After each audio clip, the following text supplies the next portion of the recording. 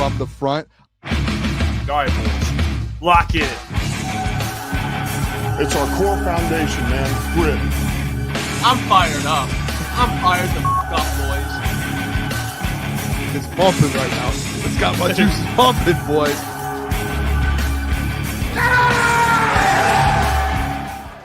Good morning, everyone. Another episode of Crunch Time, Saturday mornings with Crunch Time Sports. I am Caleb Czarnik. I'm here with Michael Gentry. Another beautiful Saturday morning. Thank you guys for tuning in, and thank you everybody who tuned in last night. I mean, I felt like getting, I haven't been on the weekly show in a long time. Me and Booner had a good show yesterday, so thank you everybody for tuning in.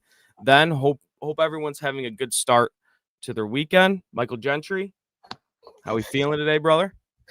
Caleb, I am battling a little sickness, but I'm here, and we're going to push through. We're going to have a Saturday. How are you doing? Well, I'm fantastic. I don't know if it's rubbing it in your face, but I couldn't feel any better right now. I'm feeling tip-top shape. Got some laundry done this morning. Made some eggs.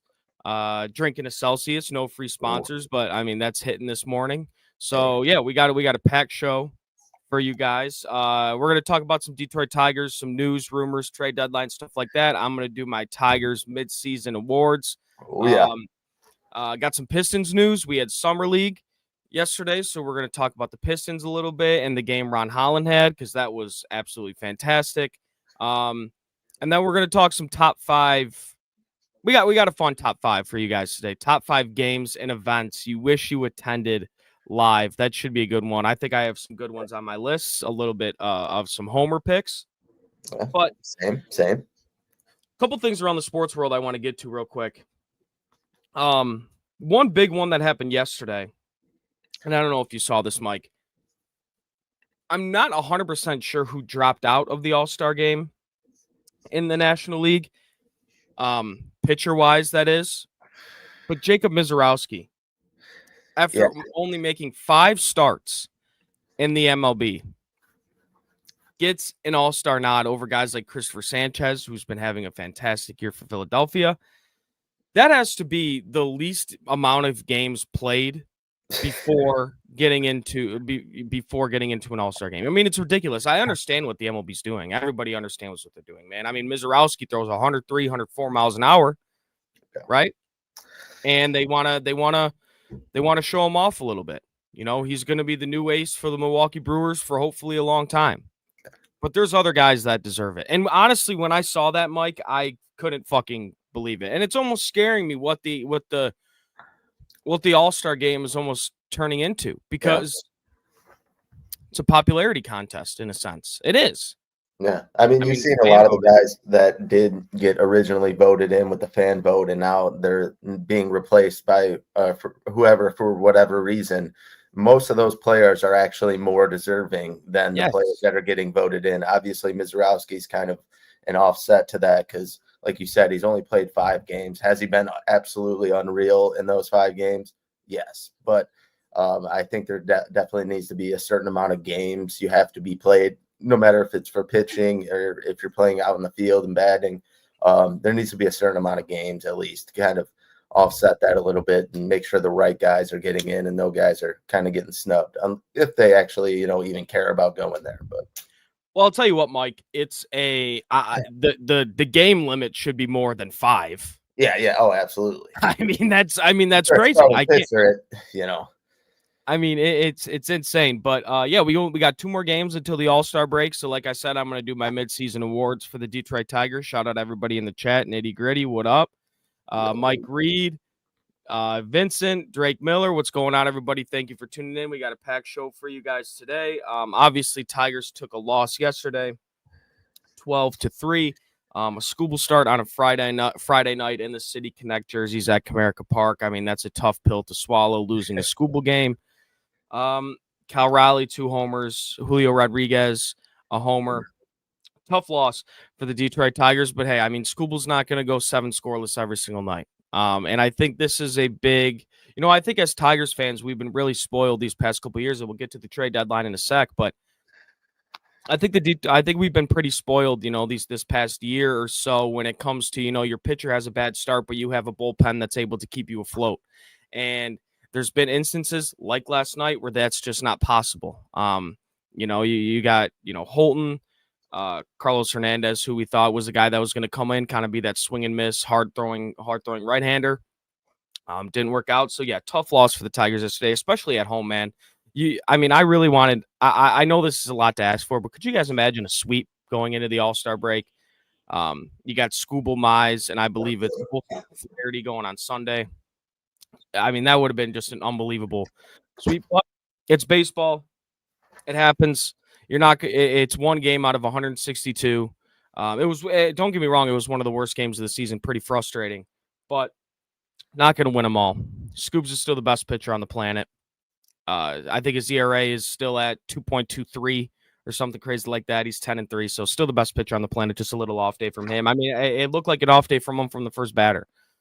Hits J.P. Crawford, first batter of the game, was missing on his changeup high, and then just made some mistake pitches. And, it happens. But nonetheless, Tigers are still the best team in baseball, and they just had two other players get inducted into the All-Star game after some players dropped out. Outside of, Javy, Green, Glaber, and Scoobs, we got Casey Mize, and we got Zach McKinstry in the All-Star game. And Zach McKinstry, man, there's been a lot of points this year where he's just been the heartbeat of this Tigers order. He plays, 4 different positions pretty consistently. He's sitting around 290. He's up there in WAR with the best players in the MLB. He's been absolutely unbelievable for the Detroit Tigers. What a turnaround he has had this year. The All-Star nod was 100% deserving. And this guy, Casey Mize. Let's just run it back with Casey Mize a little bit. Let's turn the time. On the mound today too. He's on the mound today. 110, big game. But let's just turn the time.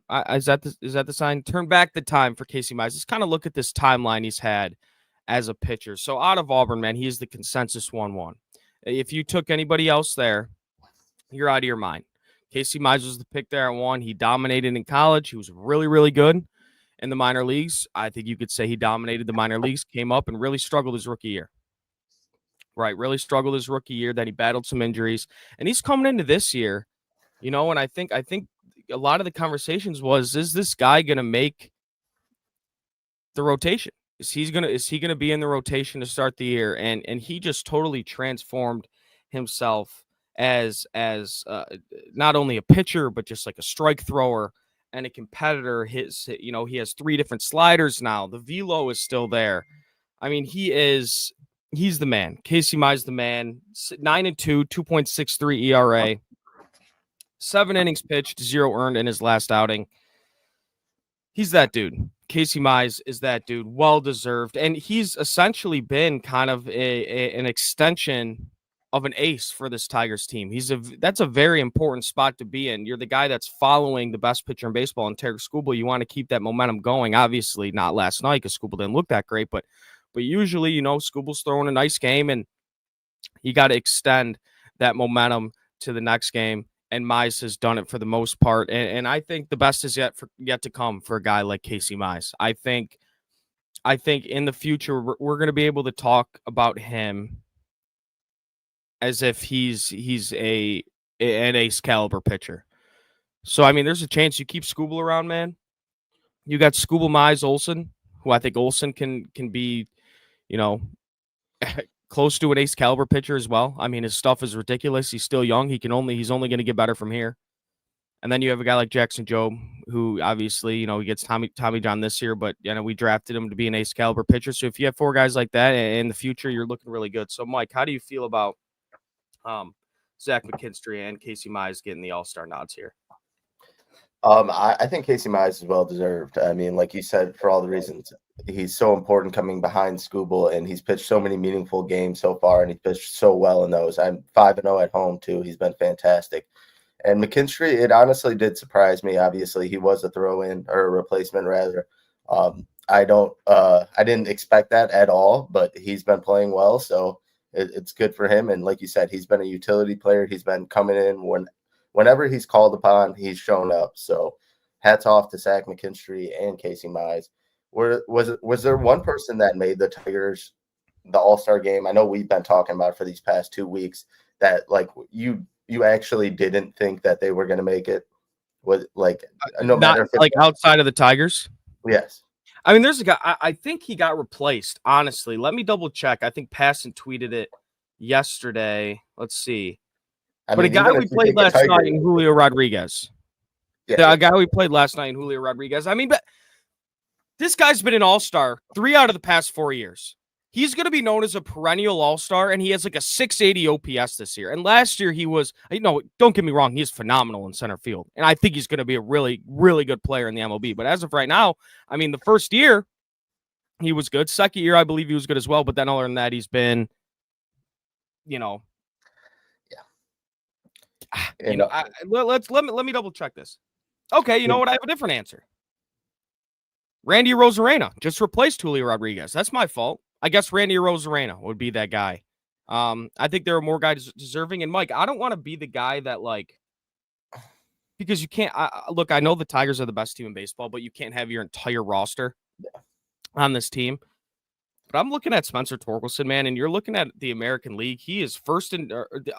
This is from last night. I don't know if any stats changed from last night, but he is tied for first in doubles for first baseman in the American League. He's first in home runs, first in RBIs, and he's first in slugging percentage. So that's a guy I would have liked to see squeak in, but you can't. I mean, 7 All-Stars, that would have been fucking ridiculous, man. It would have been ridiculous. Did Alex Bregman end up getting taken off the roster? I believe so, but I know he's back. I know Alex Bregman. Yeah, I know. That's what I was wondering because I know he's back playing and whatnot. We've talked about Bregman a little too much these past 2 months, but I think he got replaced by Caminero from Tampa Bay, and he's been solid as of late too. So I believe Bregman is still in the All-Star game. He did come back, but 4 days ago, a report from let's see, Alex Spear. Alex Bregman says he doesn't think he's going to play in the All-Star game in Atlanta, but he's still going to get that nod. I mean, before he got hurt, he was really good. Yeah. So he definitely deserves to be in the All-Star game. But kind of speaking of Bregman, now I'm not going to sit here and tell you that I think we're going to trade for Bregman because Boston has won 8 in a row. And this is something I said on the show yesterday. When it comes to the trade deadline, especially for the Tigers, there are a lot of teams you're going to have to monitor to kind of see what guys are available. A team that we were monitoring pretty heavily after the Rafael Devers trade was Boston, but they're hot now. So who knows if Chapman's going to be available, if Bregman's going to be available. My guess is probably absolutely not. But the trade deadline's like 3 weeks away. So this team could lose 7 in a row and maybe change all of their plans. And Bregman is on such a tradable, not necessarily tradable, but a contract you might want to trade if you're Boston. 2 opt-outs. You might have to sell them a little bit cheaper if you do, but we're not going to. I think that's out the window, Mike. I think that's pretty fair to say. I don't really want to waste my time on picking up a guy like Bregman, but a team I mentioned yesterday on the show was Arizona. I think that's a team you're really going to have to monitor. I believe they're 4-6 in their last 10. They have a lot of pitchers that have not thrown well this year, but have had a lot of success in the past. A guy like Zach Allen, I think he comes here, a little change of scenery. Chris Fetter gets him right, and he could be kind of like what Casey Mize is, an extension of an ace if he gets back to his regular mode. And another guy as well is Eugenio Suarez. Yeah, a right-handed power bat. I mean, from Arizona, that's kind of exactly what you need. He is, a former Tiger, and he's been absolutely mashing this year. And let me say this about Eugenio Suarez. When you're looking at his numbers, Mike, actually, I'm gonna make sure I get this right because it's one of those guys, and it happened a lot, especially in the Avila era, and they just go fucking bananas. And Eugenio Suarez is he's a streaky hitter, but once he gets hot, man, and obviously he's hitting for power most of the time. It could be a good addition. Mike, and I want you to guess how many career home runs he has. What? I want you to guess how many career home runs he has, and he is He is 33 years old. Guess how many career home runs Eugenio Suarez has? I mean, you're not going to believe this. 300 plus. Yeah, 309. Yeah. I mean, what a career Eugenio Suarez has had. But yeah, he has 29 homers this year. And That's why I've seen some ahead. rumors, and I know baseball rumors are like come and go. Half the time they never stick. But if a player like him gets traded to the Yankees, that's just something I don't want to see. Obviously, the Yankees have been kind of struggling as of late. But, I mean, just them getting another power bat like him, just don't want to see that in that stadium. Eugenio Suarez, and I actually just got a pain in my stomach, even this coming out of my mouth. Eugenio Suarez is like the definition of a Yankee. Is he not? Yeah. Like, he's definitely a guy they go out and get. But yeah, Arizona, definitely a team to monitor to kind of see where they're at. And I'm going to name some names for you guys, and I know the chats can, look up their stats and be like, wow, this guy fucking sucks. But I'm going to name you two guys here, Mike, that I've kind of kept an eye on two bad teams, one team being Washington, who just fired their GM and fired their coach. I think they got some starting pitchers there that, and again, these guys are, these two guys I'm going to name is like a scenario where Scott Harris decides not to go with the splash move route, more so, just adding pieces that, little pieces that could really benefit the Tigers. And the guy I'm looking at on the Nationals, no, it's not Mackenzie Gore. That'd be amazing. But, I mean, his price would be extremely high.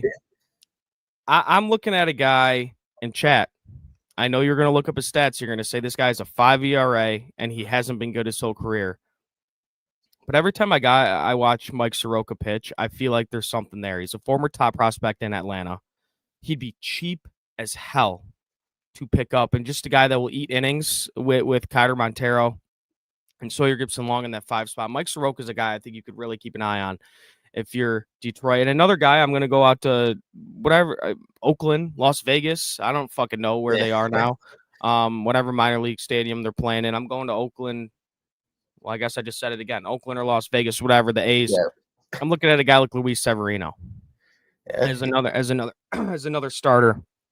This team can maybe take a swing on. Another guy that hasn't been good this year. But again, you have such a weapon in Chris Fetter where you could bring in a total Joe Schmo, and I think Chris Fetter could turn him into a really good pitcher. Severino, I mean, those rumors came out that the GM said he would be traded, and Severino has been complaining about the ballpark and whatnot, obviously having to pitch in that, giving up tons of homers out there. Yeah. If he comes to Detroit, he's got a pretty friendly ballpark to pitch in, Caleb. So it is a friendly ballpark to pitch in. Obviously not last night for the Tigers. That was pretty jacked up. But when it comes to, and I don't know if I said this last show, but I know the big topic of discussion. Is what is the position group the Tigers are going to trade for, right? So in order for me, what I think this team needs the most, I want a middle reliever guy that's going to get you swing and miss. A guy, let's say Olsen gives you 5 innings, a guy that's going to pitch, that could pitch in the 6th or 7th inning before you get to the Canley and the Vest. That is my number one priority for the Tigers, a guy that's going to get you swing and miss out of the bullpen and be able to pitch those middle innings and has the ability to be that setup man for Will Vest. That's my number one. My number 2 would be a right-handed power bat.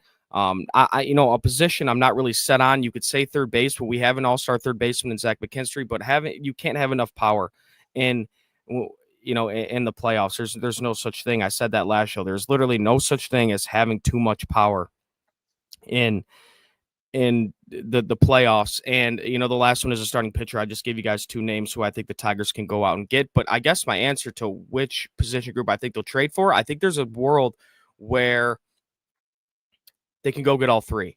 And maybe those pieces isn't a splash move. Maybe that starting pitcher is a guy like Mike Soroka. Maybe a right-handed bat is a guy that you see Brian Hayes' name floated around. No, he's been no good, but that just might be another guy they go out and get, and then a reliever, they might just go get a low-level reliever. So there might not be a splash move, but I just know the Tigers are going to find a way to get better at this deadline, maybe with smaller pieces, not a splash move. But in order, those are my three guys. And kind of moving on to our next, Tigers topic. Clark, McGonigal, and Briseño, the three-headed monster people are calling him, Mike. All called up to Double-A Erie. This is so huge. This is so huge for the Detroit Tigers. I mean, these guys have been absolutely unbelievable. And when you kind of, turn that into like a trade deadline conversation, the success of a guy like Briseño and the success of a guy like McGonigal, we kind of knew Clark was going to be that dude. Yeah. But, McGonigal and Briseño, coming onto the scene, that gives you an opportunity to go out and trade guys like Jace Young. That gives you an opportunity to maybe go trade a guy like Theron Lorenzo, stuff like that. So the Tigers have a ton of, farm. They have a ton of players in their farm. How big is it that like those young guys? Obviously, two of them you kind of expect to be at least big parts in the Tigers in the future. How big is it that those guys kind of are taking these steps forward together and like growing together? Because obviously we've seen kind of like the same thing with like the Carey, the Torque. Riley Green, these all guys coming up together and kind of gaining that chemistry. I mean, there's so many names. I left out so many guys. I'm not going to keep going, but You get what I'm saying. Like these guys kind of growing up and then making the team together, kind of like a lot of these guys for the Tigers are, on this current roster. I mean, it's huge. It's huge because that means you're going to be able to sustain success. It's sustainable success. You're already the best team in baseball right now, and you have the best farm system. These guys coming up together, and they're going to have success together at each level. It is so big for the team. Now, do I think they're all going to get called up to the majors at the same time? Like, No. Like Green and Torque. I know Green was hurt. He got hurt in spring training that year, but they were supposed to come up at the same time. Do I think they're going to come up at the same time? Probably not. I think McGonigal's probably going to be the first guy to be brought up. It almost seems like I see Vincent saying something about Sweeney in the chat. I feel like Sweeney's kind of that filler piece, that shortstop, just kind of waiting for McGonigal to be ready. And then, Mike, another conversation I want to have is, this kind of ties into when Clark's going to get brought up. But our guy, Parker Meadows, really been struggling yesterday, had a really tough game.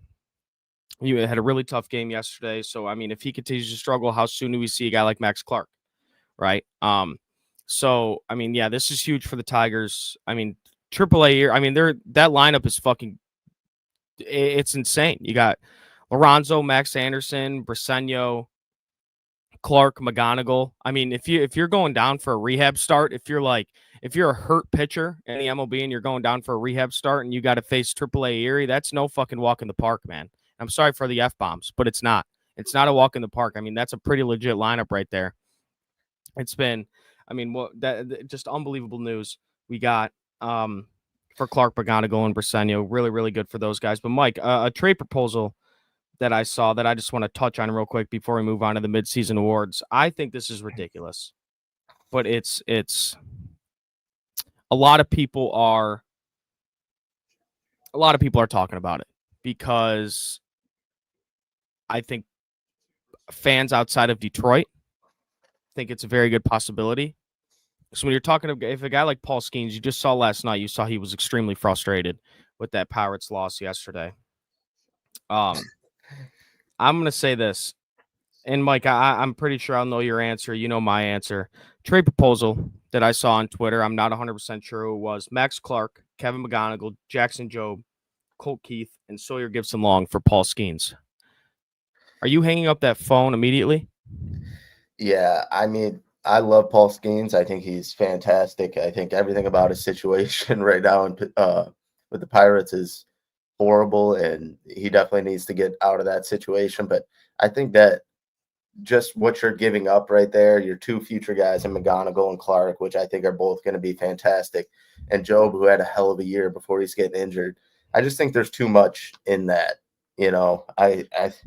If there's a way where you could mix and match some of those pieces, maybe I would do it. But I think you're giving up too much of your future right there. Not that Paul Skeens, isn't worth it. I don't know, but I don't know. I think you're better off just keeping what you got and build it and keep going for the future. Yeah, he definitely is worth it, and it's like, and Scott Harris doesn't seem like a guy that would mortgage a ton of his future, for immediate success. Now, don't get me wrong, Paul Skeens is 24. Yeah. Right. So, I mean, he's going to be on your team for a long time. But, I mean, Max Clark, McGonigal, Persenio, they're 20 years old. Jackson Jobe, he's 22. Like, who knows what they could turn into. Sawyer Gibson Long is going to be an inning eater for you this year, and I think he'll be a really good pitcher in the future. So, when I saw that trade, it was, I think it was dumb, honestly. And I think to even consider that if you're the Tigers, which they wouldn't, I think they hang up that phone immediately. And who knows? Pittsburgh might hang up the phone immediately, too, if Scott Harris calls them with that. So, but we're one of the only farm system that's able to put together a trade for Paul Skeens. But it's not going to happen.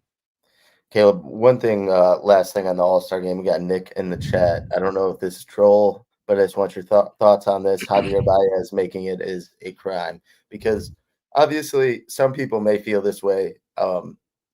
He got a lot of help from the Chicago fans, Detroit, Toronto, obviously doing that thing with the Tigers on Twitter.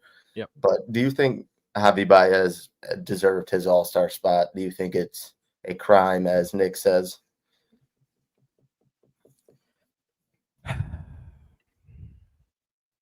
Putting me on the spot here, Mike. Yes. I'll answer it this way. What Javy Baez has been for the Detroit Tigers has been nothing short of amazing this year. You know, we counted this guy out. We thought his career was done. Right. And I'm going to go over my midseason awards. One of the awards is biggest surprise. And he was a contender for that. Who knows if he wins, you'll see in about 10 minutes. But I think there were other guys that really deserved to go on that All-Star game. Now, again, what Javy Baez has done, you know, moving from shortstop to center field and back to shortstop, and he's hitting, and you know what he's done is amazing. This turnaround is unreal. Is he having an All-Star starter caliber season? I'm not 100% sure. Right? I mean, a guy like Byron Buxton, might have been the starting center fielder for the American League, maybe. But I'm not going to sit here and complain about it. I'm not going to sit here and complain about it. Javy Baez is a fucking all-star as a Detroit Tiger. What more can you ask for, right? But it's a great question, Nick. I could understand it. I know you're probably not upset about it. You know, if you're a Tigers fan, you're probably not upset about it. Exactly. But I mean, when you kind of just look at his numbers, is that really all-star starter numbers? I don't know. And it's a little bit of story. It is a little bit of story, but that's why I'm so happy McKinstry made it because Javy Baez almost made it for the same reasons that McKinstry made it. No, kind of being like the heartbeat of a team, like, you know, the able to move positions, you know, he's hitting. But that's why I'm happy Zach McKinstry made it too, because they're in it for basically the same reasons. But look, I'm so happy for Javy. And I know the whole fan base is. But when you're kind of looking at like years in the past, like are those all-star starter numbers? Probably not, but hey. He's a fan favorite as of right now, and I'm excited to watch him in the All-Star game. And this is something too, Mike. Could you imagine Javy Baez in a home run derby? I think it'd be fucking awesome. Oh man, the swings you would see in that would be, dude. He is one guy that you do not want to see in a home run derby. The way he's hitting right now, because I think his swing would get all sorts of messed up. Speaking of that, before last thing, and then we're doing these awards. Home run derby. It's finally finalized. The field, rather. Who's your pick, Caleb? Mike, give me James Wood. I feel like there's so much value there. I'm falling into the trap of just watching batting practice videos of James Wood. And this guy, like Barry Bonds. He looks like fucking Barry Bonds, dude.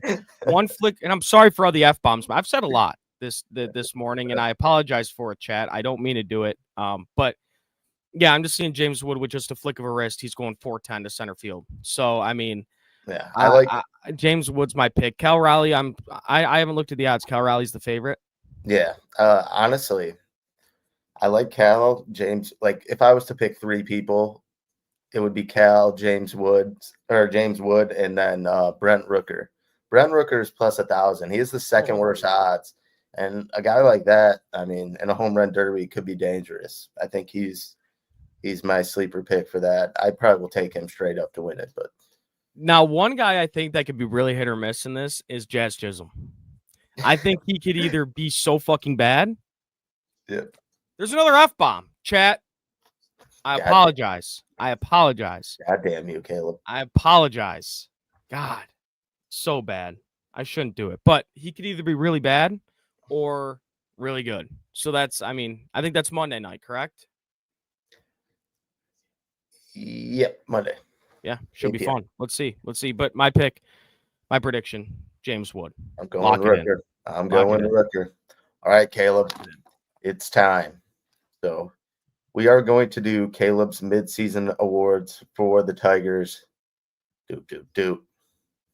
What do we got first, Caleb? What do we got first? All right. For our first midseason award, Caleb, your offensive MVP. Oh, we got a little draft. Got a little draft chime. I like it. I'm going Riley Green. I don't know why I kept replaying. I don't know why. I'm sorry. I'm going Riley Green here. 3 times in a row.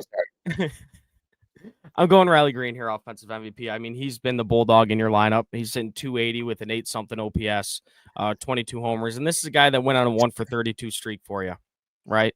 He went on a 1-for-32 streak in the middle of the year, and he's still having a season like that. I mean, a 1-for-32 streak, that's not easy to come back from. 32 at-bats, that's not nothing. I mean, that's a lot of at-bats. That's a 2 weeks worth of at-bats, and he was terrible. And he's come back, and he's really good. And I understand some people get frustrated with him in clutch moments, but those are going to come. I get frustrated with him in clutch moments, striking out in those scenarios. But the batting clutch, it's going to come. He's still a really young hitter. He's the offensive MVP. And how cool is it to say that your offensive MVP for the best team in the playoffs is only 24 years old, right? So, Riley Green, offensive MVP. He's been an absolute dog this year. I think that's an easy one. Yeah, Riley Green, offensive MVP. Congrats. All right, Riley Green. All right. I'm going to send them all trophies, by the way. What's that? I'm going to send them all trophies, by the way. Right. It should just be a trophy with you on it. Yes. He's standing on it, kind of like the Dunder Mifflin one or whatever. All right. Our second award for Mr. Caleb is Team MVP. Oh, we got the latter half of the chime this time. Can I get the whole chime? Oh, one second. Here we go. Team MVP. I'm going to keep this short and sweet. It's a top 5 player in baseball. He's going to be in MVP conversations.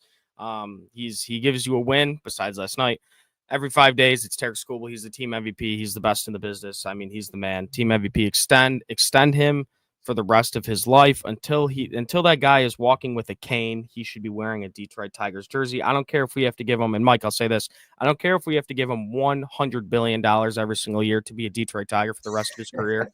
You make him a Detroit Tiger. He's been your team MVP. He's been your best player. I mean, and one start I always go back to, and I'm going to talk about that start a little bit later in our last segment. The start you always think of is, and this team could lose 2 in a row, and they're on the brink. I don't know if that's right, but they're on the brink of getting swept by a team. And Tarek Skubal comes in on a Sunday in Game 3 and absolutely shoves. And he's a stopper. He puts an end to losing streaks. He extends winning streaks. This guy's unbelievable. Tarek Skubal, he's been the MVP for the Detroit Tigers so far this year. Right. Next up, we have the biggest surprise. I know we talked about this a little bit, but your biggest surprise for the Detroit Tigers. Okay. Well, there's definitely a couple guys that could be here. To name a few, Zach McKinstry, Javy Baez, Spencer Torkelson. That's another guy. But I think you got to go Javy Baez here, right? I mean, we just talked about it. He's an all-star starter moving from shortstop to center field after Parker Meadows and Wencel Perez got hurt. I mean, he's been so electric in the field, and he's kind of earning his contract right now. This year, he's earning his contract this year. He hasn't in years past, obviously. But for me, the biggest surprise is Javy Baez. Nobody thought coming into this year, we thought he could be kind of like just this utility guy that's going to hit you 235 and strike out 200 times. No. I mean, he's still striking out a ton, but this guy's hitting 270 with a high 700 OPS, couple 2 home run games. He had one of the most electric moments at Comerica Park in the past. I can't even remember the 2 home run game against Boston with the walk-off homer.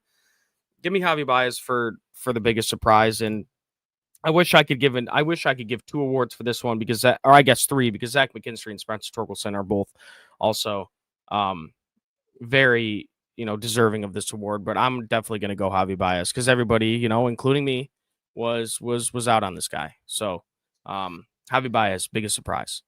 I dig it. All right, so now we're going from biggest surprise to, sadly, biggest disappointment, Caleb. Yeah. No draft time for this one. We're going sad music. Mike, I can go two directions here, and I'm going to name you two names, and honestly, I'm going to let you pick out of these two names. Is that fair? Can we do that, or sure. Or you want to do that? You know what? Screw me. Let the chat pick. All right, we'll let the chat pick. Screw me. So I have two guys. One of these guys has looked better as of late. I think Jack Flaherty definitely has to be in that conversation. This is a guy we thought he was going to be our bona fide number 2.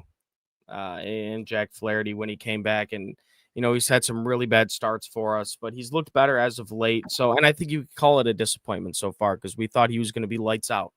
But he hasn't been, and I do think this is a guy that has the ability to turn it up, in the second half. But from what I've seen from him with the velo and the fastball command, and he's not able to work off that fastball as of late. So for biggest disappointment, it's Flaherty, and then Mike, I hate to do this because this is our guy.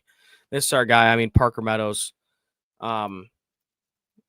I think last night was a game where a lot of the fan base, it was almost the final straw, where I see a lot of people saying, and a lot of people I trust on Tigers Twitter as well, saying you got to send this guy back down to Toledo. It worked for him last year when he got brought down, came back, and he was really good.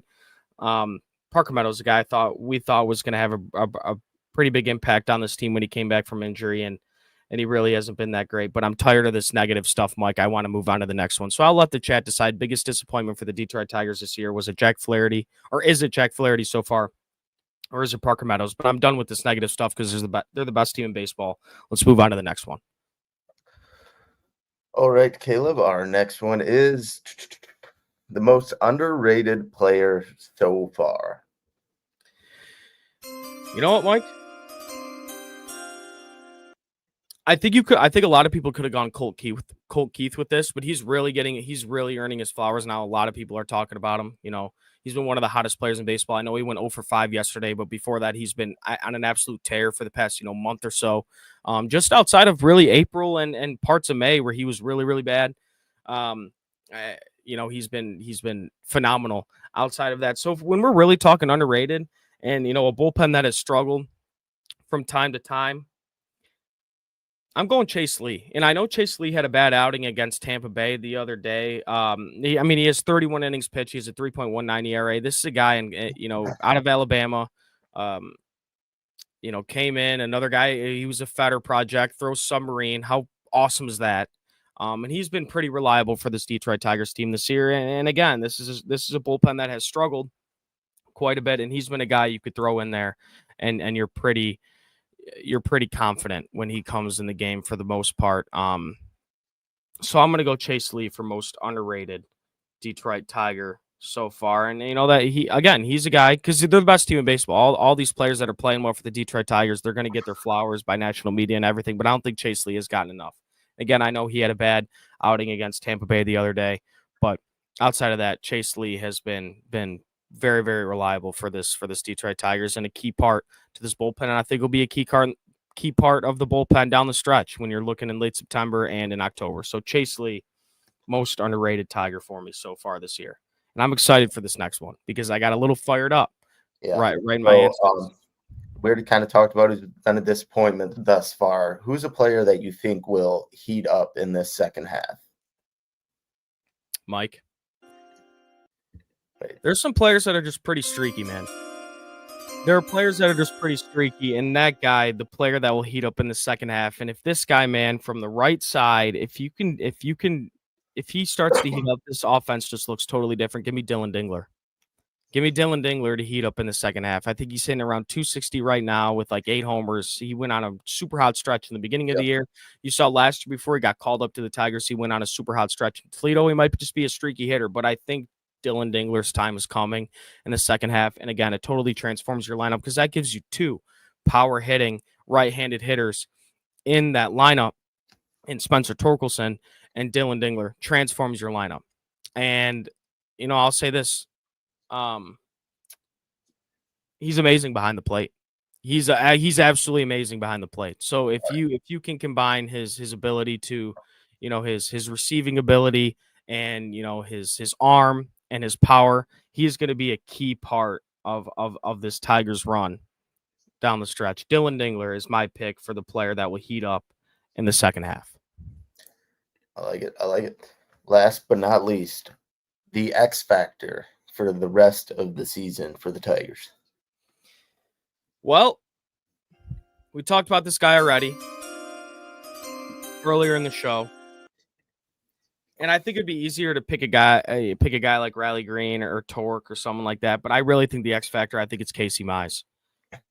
Just being an extension of an ace for this team, following Skubal, I said it earlier, like the ability to build off momentum after a Skubal start. Mize has been really good at it. And if he could just keep that up, man, and winning streaks they're going to continue, when you go Skubal than Mize. So, I mean, him being the number 2 guy in this rotation, that's where I'm going. Casey Mize is the biggest X factor for me going down the stretch. And some honorable mentions, I think you really have to go Torque.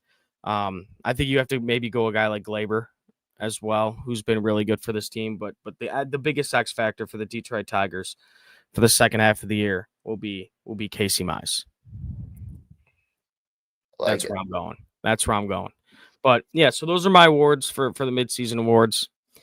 Kind of just to recap on the nice, love it, Mike. Kind of just the recap on the whole first half. Look, I know we had a tough loss yesterday. That's one game out of 162. You're the best team in baseball, and you're in a really good position to make some moves at the deadline. So it's going to be a really exciting second half. And yeah, man, I'm excited. I'm excited to see what this team is going to bring in the second half and what they're going to bring in October. But Mike, before we get to our top 5,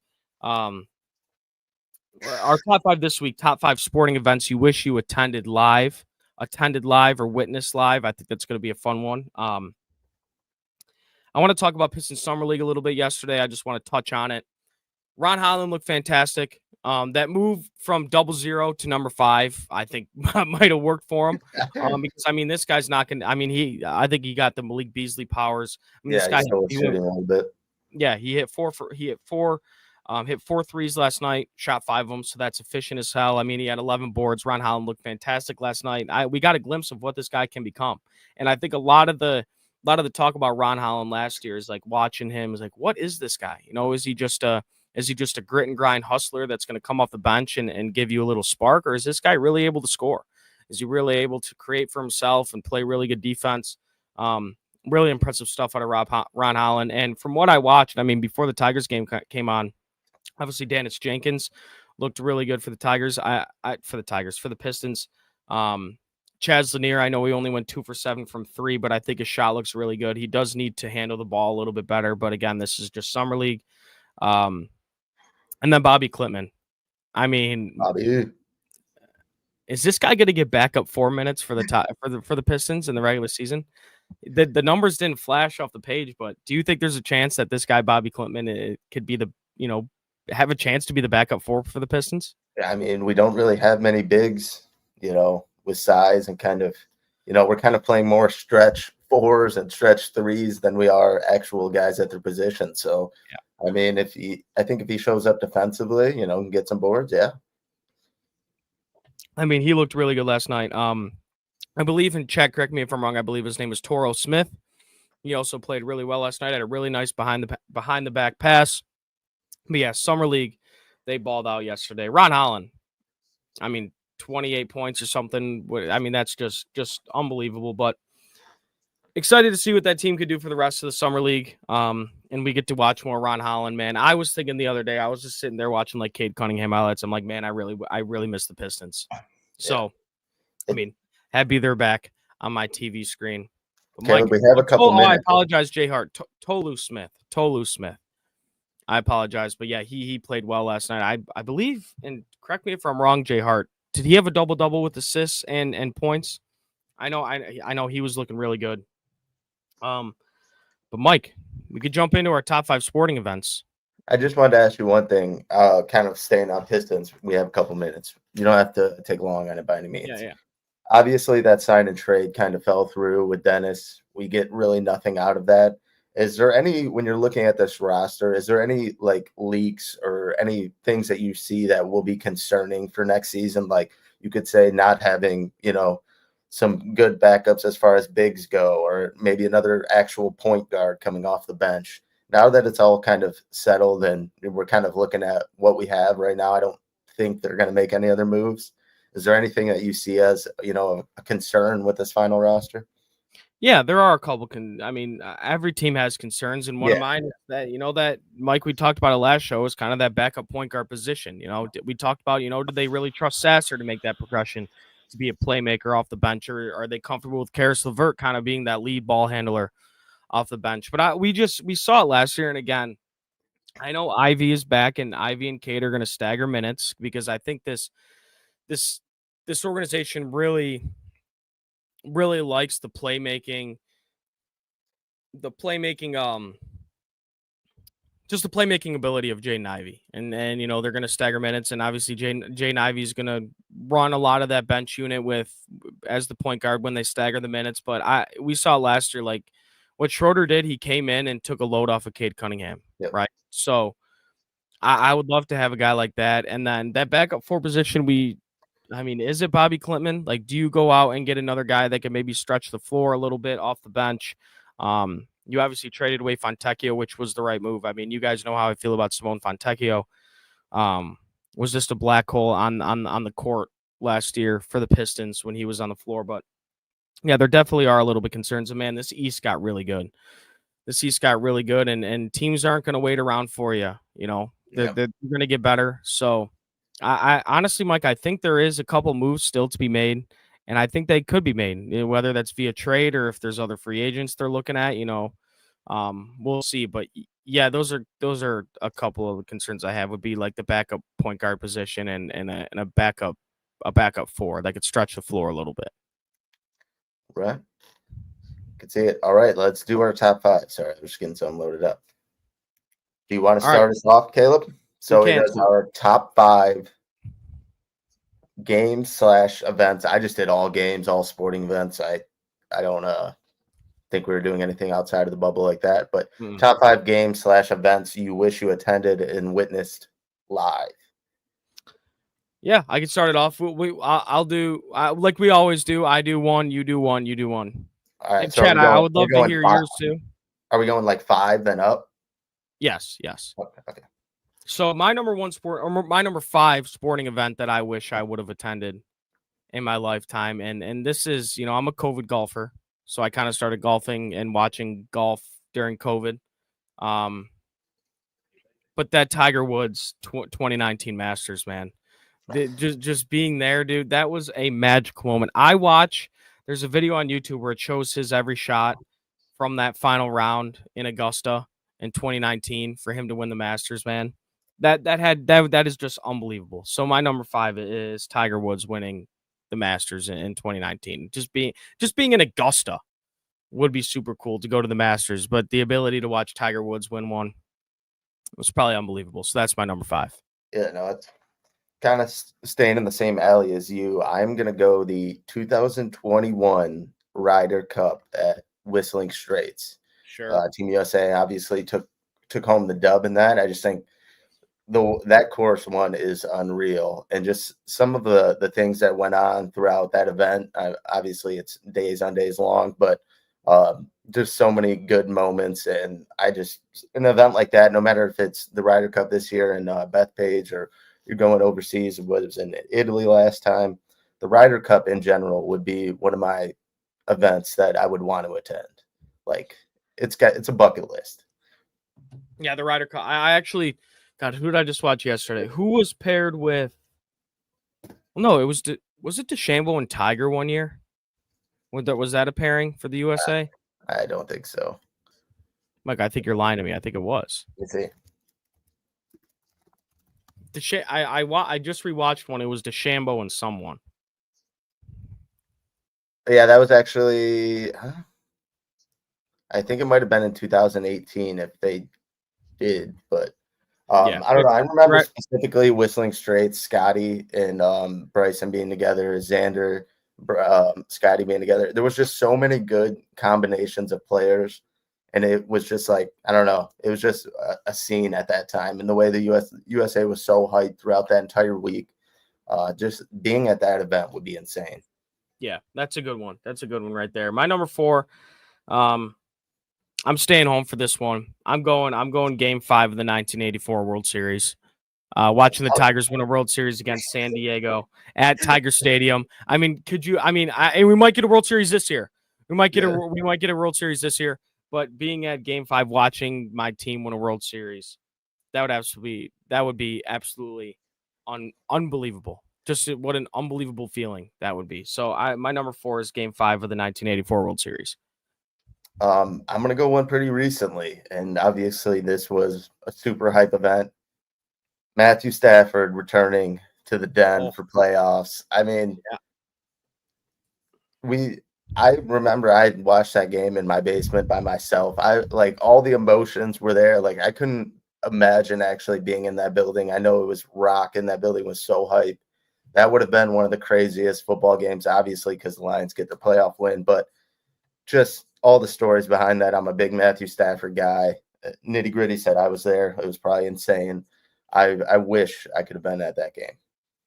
Yeah, that would have been a fun one. I mean, that one, just watching it live on TV and the broadcast, Mike Tirico and everything, that place looked insane. Ford Field looked insane. Any of those playoff games, really. I don't know if you have any more Lions playoff games on here, but nope. But yeah, those had to be amazing. We definitely got to go out to Ford Field for a playoff game, or at least try this year. Number 3, I think you're probably going to laugh at this one because it's not that substantial. It's not a playoff game. It's not anything. Chat, don't make fun of me. I'm going Terry Scooble's 13 strikeout complete game for the Twins about 2 weeks ago, because that shit was awesome. I mean, that shit was awesome. That was the coolest thing I've ever seen in my life. I mean, ending the game at 103 in front of the home crowd for his first career complete game shutout. I mean, are you kidding me? Are you kidding me? That would have been an unreal Comerica Park to be in. Sold out on ESPN. You hear everybody that was there. Our guy Nicholas Koloff, who covers the Tigers, you heard him say there was just a different buzz in that stadium that day. That wasn't on ESPN. I apologize. That was not on Sunday Night Baseball. However, Tarek Skubal, 13 strikeout complete game versus the Twins. I mean, I would have died to be there. I'm not kidding. That would have been unbelievable. That would have been so sweet. So that's my number 3. All right. This one is also kind of oddball. I don't know that you would predict it, but it is the 2008 Beijing Olympics for one thing and one thing only, and that's watching Team USA basketball wipe the floor with everyone. Oh. Yeah, I mean, that team was so unreal. Like, you had, prime Kobe, you had LeBron on the Heat, you had Dwayne Wade, you had Kevin Durant prime, you had prime Dwight Howard, prime Chris Paul. And obviously those games were so early in the morning. So I would literally wake up at, whatever it was, 7 or 8 a.m. and just watch an all-star game and all your favorite players just kicking the shit out of all these other countries. That was just unreal watch, and I'll never forget that, because half of that, if not all of that team, is going in the Hall of Fame. And I specifically remember Tayshaun Prince was on that team because, I mean, the Pistons obviously were hype at those times. So seeing him being on that team was something special too. Was that the Wendy's team? Yes. That's that's how you knew that team wasn't losing. You just go eat gas station Wendy's. They're about to go beat you by 40. Now, I know we got to finish our top 5, but Mike, me and Boone talked about it yesterday. Speaking of Wendy's fast food, whatever, pretty fat transition for me, by the way. Just hearing the word Wendy's and wanting to talk fast food. But Mike, the snack wrap, what's all the hoopla about it? Are you about it or what? So I did have one yesterday. Did Boone tell you this? Boone said, I think he said one was good and one sucked because they're using new chicken or something. I was never on the snack wrap hype. But yeah, so it is new chicken. It's whatever their chicken strips are right now. But I texted Boone lunchtime yesterday. Not a fan. Wow. Okay. There's a lot of hype, Mike. These things coming back. The spicy one was better than the ranch one. The ranch at McDonald's is absolute dog shit. I don't know one person that eats McDonald's ranch, but I do. If you're giving me a 10-piece nugget, I'm getting ranch with it. Barbecue sauce or no, I'm not. You know why I'm not going to get barbecue sauce? Is because I'm not 7. Sour. No one gets ranch at McDonald's. Caleb, grow up. I do. The reason I don't get barbecue sauce is because I'm not 7 years old. Oh. But sorry, Mike. I'm just saying. I mean, all right. Anyways, but no, the spicy one was kind of halfway decent. The ranch one was terrible.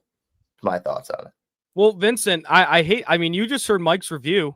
I mean, I don't know if your wife has had it yet, but it sounds like it sucks now. It sounds like the snack wrap sucks now. I mean, we'll see. I mean, look, and this is coming from a fat guy. I never was on the snack wrap hype, but I don't know. But we're still in the middle of our top 5. Okay. Little whatever. We got off the rails. I did do my number 3. It was Tarek Skubal about 2 weeks ago, wanting to see him live. So number I did 2, the Beijing Olympics. Yeah, number 2. This is more of a moment rather than a game. This is very recently as well. This is last year. I'm going Kerry Carpenter home run off Emmanuel Clase. And on the road in Cleveland to win that game, that would have been awesome. In front of those Cleveland fans, watching Carp take Clase, who a lot of Cleveland fans thought should have won the Cy Young over Skubal. I'm Carp home run off of Clase. And we got Boone here in the chat. Having a regular season game on this list should be illegal. Well, here's the funny thing. He has like 3 regular season games. No, I don't, dude. I have the Masters. I have Game 5 of the 1984 World Series. Oh, so what? I want to watch the best pitcher on the planet at the top of his performance. I'm not hating. On a Saturday afternoon. I'm just saying. I'm repeating Boone. On a Saturday afternoon watching Skubal go 13K shutty. Sure. I mean, that doesn't sound fun. What are we talking about here? What are we talking about here? So that's my number 3. My number 2 is Carp home run off of Emmanuel Clase. What's your number 2, Mike? My number 2 is the last Red Wings Stanley Cup. Well, against the 2008 Stanley Cup against the Penguins. Obviously, we all know what transpired after they played the Penguins a couple times in a row. Not so good. So that was a good memory. And that team, just so many studs on that team. Datsuk, all those guys. So that was a good one. That's a good one. I see Booner again in the chat. 2004 Pistons chip, Lions versus playoff game time. I picked the Tigers championship, man. I picked one. And yeah, I picked a regular season game. Tarek Skubal is probably my favorite athlete ever. I mean, I want to watch him at the best. I want to watch him at his best. Number 1, I'm going. Go ahead, Mike. Booner said he's going to get you some tickets. Okay, make it happen for you. I need to see Tarek Skubal live. I need to see him live. We can go, Caleb. We can go. Sounds good. But number 1, Mike, I'm going Miracle on Ice. USA versus Soviet Union. Okay. In New York. That would have been, I mean, that's the greatest sports moment ever. It's the greatest sports moment ever. Am I wrong? At least in USA. You can certainly make that case. I was just kind of blown away that you picked that. No, I love my country, Mike. And they were heavy underdogs against the Soviet Union in New York. I mean, that's pretty unbelievable. And can I say an honorable mention real quick? Sure. Just a sporting moment that would be pretty cool to go to. And this is a regular season game too. Was the game in Chicago after 9/11 where Sammy Sosa ran out with the American flag. Dude, that would have been insane. Yeah. That would have been crazy. Just like moments like that. That's why sports are so awesome. You even think of Aaron Rodgers. Never mind. I was going to say the Aaron Rodgers thing too, running out with the flag. I mean, that was pretty awesome too. But then he got hurt. So not funny that he got hurt, but just unfortunate. Poor Aaron. Actually, yeah, that's my number 1, Miracle on Ice. All right, so hey Boone, I got you. My number one, Boone. The 2004 Pistons ship.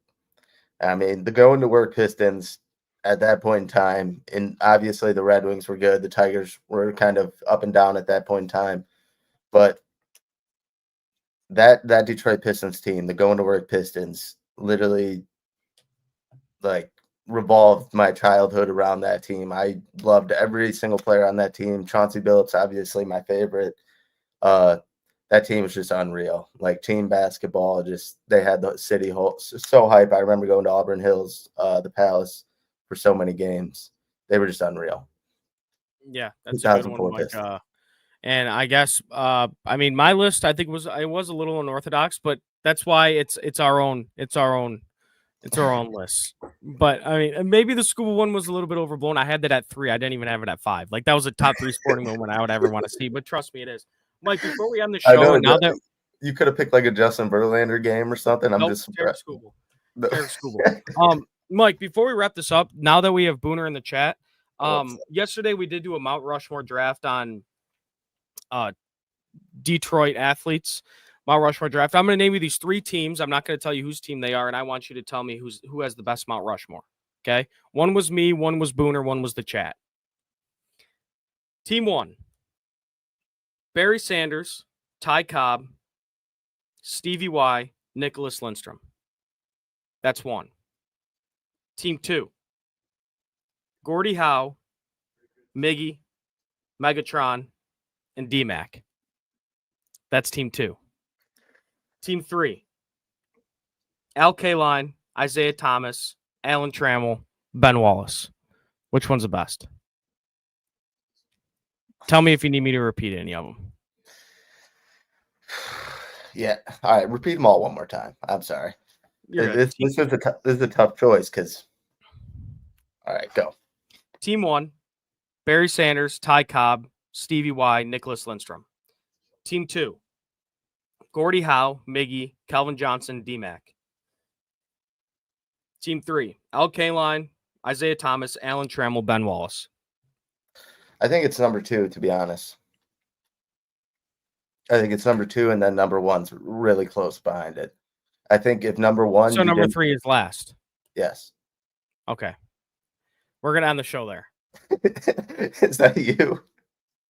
I'm not saying, dude, it's anonymous. I think if team number 1 would have picked one of those Red Wings guys, because they had Sanders, Cobb, Stevie, and Lindstrom, I think if they replaced Stevie or Nick, whichever one, they're both phenomenal, or whatever, with the Piston, that team wins.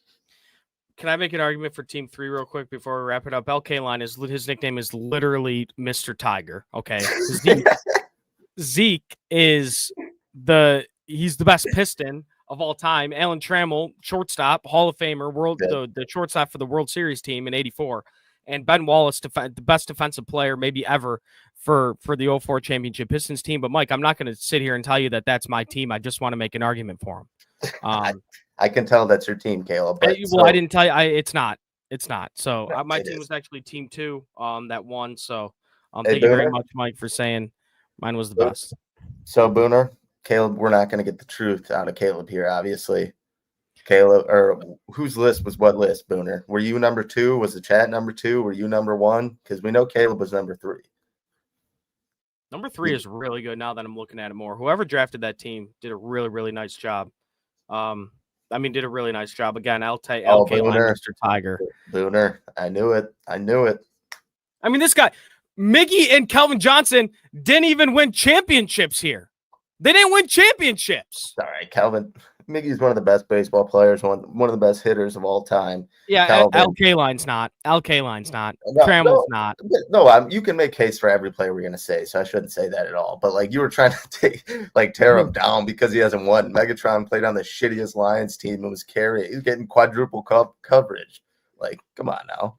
Okay, don't disrespect Calvin like that. Well, Mike, thanks for ruining my weekend. For not picking my team. I was pretty confident in my team, and I'm hoping we get a graphic out there. And again, this is anonymous. I'm not even saying Team 3 was mine, but you just kind of did. But okay, well, we're hopefully we could get a graphic out there and let the people on Twitter and everybody decide. But that being said, thank you all for tuning in on another Saturday morning. It's been a pleasure, man. Make sure you subscribe, hit the like button. All that good stuff. Buy merch. Follow us on all our socials. And make sure you have a great and safe weekend. Have some fun, though. Have some fun. I think we got a good weekend in store for us. We got some fights on tonight, I believe. So make sure to stay safe. Have a good weekend. Mike, let them know. Thank you guys all for tuning in. We'll see you next Saturday. Appreciate it. Have a Saturday. Have a Saturday. Have a weekend, everybody. Thank you for tuning in. Have a good one.